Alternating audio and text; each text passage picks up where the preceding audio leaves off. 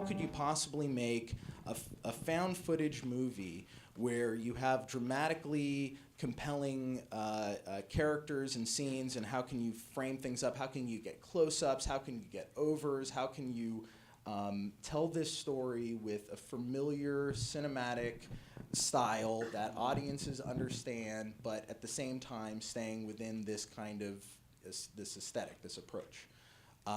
So it's like, all right, well, look, there's a movie called Grizzly Man by Werner Herzog. It's one of my favorite movies. It's like, you know, and the main character, Timothy Treadwell, who's shot all this footage of him living with the grizzly bears, he was an amateur, you know, camera guy. Like, he wasn't a professional cinematographer.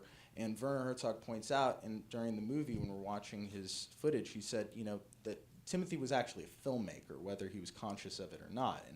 And his footage was beautiful. Like, he had this, you know, he was able to observe nature through his camera in a way that was really kind of like, you know, beautiful, and he told a story, and he had a steady hand. His footage wasn't that shaky. It wasn't a shaky cam movie, but it was found footage essentially.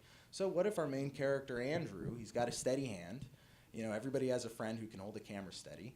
And when somebody's saying something important, he fucking zooms in on their face. I mean, it's as simple as that. You get a close-up. He's saying something important, you know?